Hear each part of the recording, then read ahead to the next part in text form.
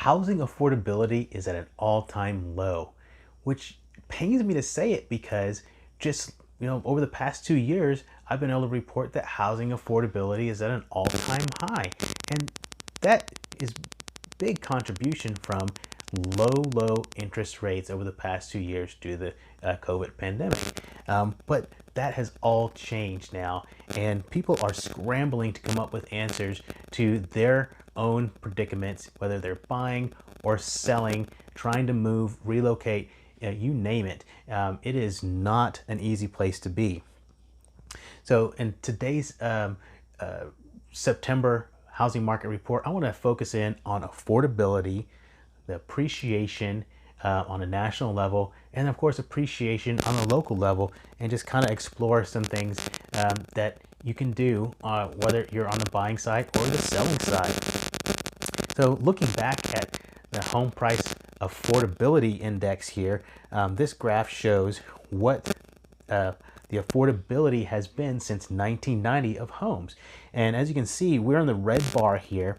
And that red bar right below that dotted line shows you where we are relative to normal affordability.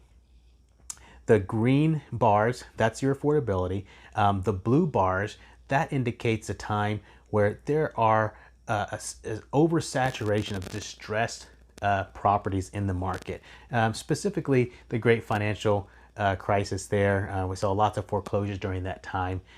So we continued on this path here on into the COVID pandemic, and then we saw really low interest rates, bringing affordability to an all-time historical high, very affordable time.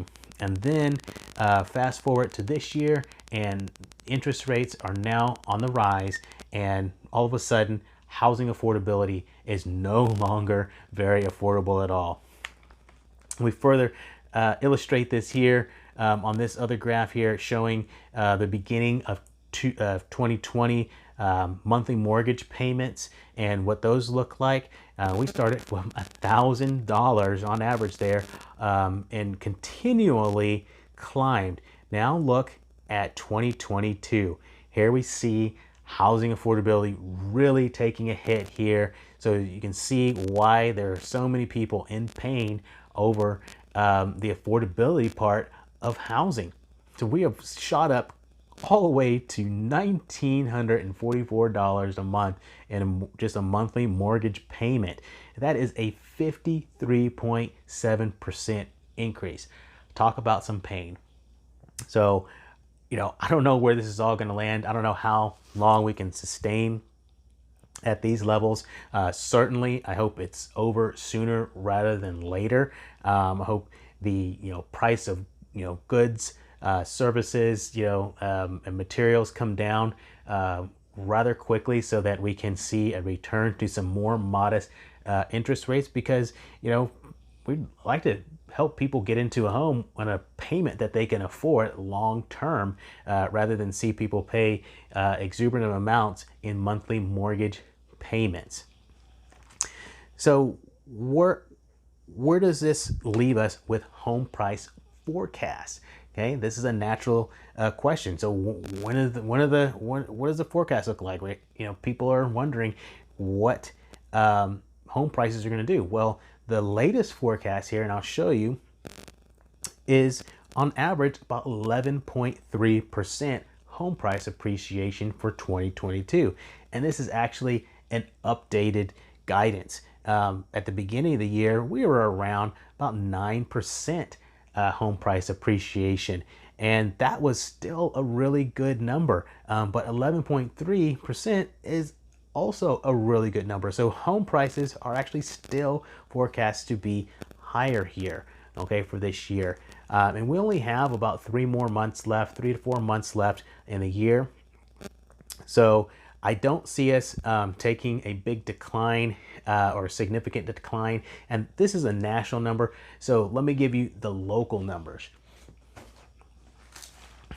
Locally, here in San Antonio, from August last year to August this year, we have had 14% on average home price appreciation. I mean, wow. So we've had 2 straight years, and now looking at a third straight year of, really record-breaking home price appreciation, and we're still in it. And interest rates are still going up. Really, those interest rates have been bouncing around from 5.5% to 6% for months now. We have gone up to 6.125. I've seen several high rates. If you have lower credit, you're probably seeing even higher rates, and because the rates that I'm quoting are really prime rates. So home affordability, on bottom line, is really suffering right now.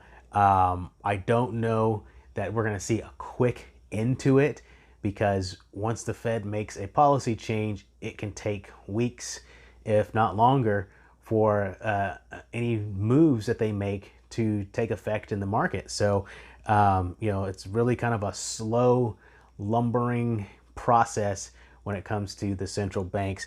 So what does that mean, for home buyers, and what does that mean for home sellers right now? Best advice for home buyers: if you're still out in the market, best thing you can do is modify your search. Number one, look at a bigger area. Number two, change your price range if you can, and to find a suitable home for you. If you are not in the market right now, if you are in a situation where you are renting and you have a long-term lease that is still at a reasonable price, guys, there's no reason to jump out of that. I wouldn't. If you're in a situation where you're renting, maybe in a small room, an apartment, a garage apartment, gosh, and it's you have a sweet deal, and you're able to save up money still, and put that money into equities, or you have a money person that invests for you. Gosh, keep going with that. Why not take advantage of that? I would, if I could. And if I was in your situation, if you're a seller and you're wondering, hey, did I miss the market? Did I miss the great opportunity to sell? The answer is actually no. You have not missed the great opportunity to sell. It is still a seller's market. Yes, there are price changes out there happening. Home sellers are changing the price, but the deal is that we were going 90 or 100 in a 55 zone for 2 years.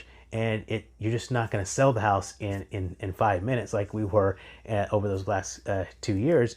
It can take some time. Sometimes it can take a couple of months. You might have a 90-day home sale, but it could still be a good home sale, top dollar, good terms. Yeah, you might have to do some negotiating, but you're still going to get good money for your home. You just have to kind of readjust. Now, if your home needs repairs, updates, you've got to make room for those in your pricing, because buyers they're just not signing up for contracts the way they were before. I had several listings last year where there wasn't really anything done for the home, and they still sold for top dollar. I mean, they sold for premium. They sold for asking or above asking price, and the home still needed updates. So those times are over. But buyers have a lot more choices that they can make in this market, even though it is still technically seller's market.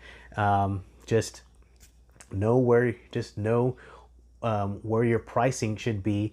Get with the expert. If it's not me and somebody else, great. Just make sure you get with them and lean on them and lean on their information that they have and their expertise to get the deal done. So that you can be successful and move along in your life. And knowing that you did the best you could, and you're just going to turn the page. So hopefully that helps you guys. If you have any questions, give me a shout on my channel. Contact me directly. Let me know how I can help you, and I will see you on next month's edition of the Housing Market Report.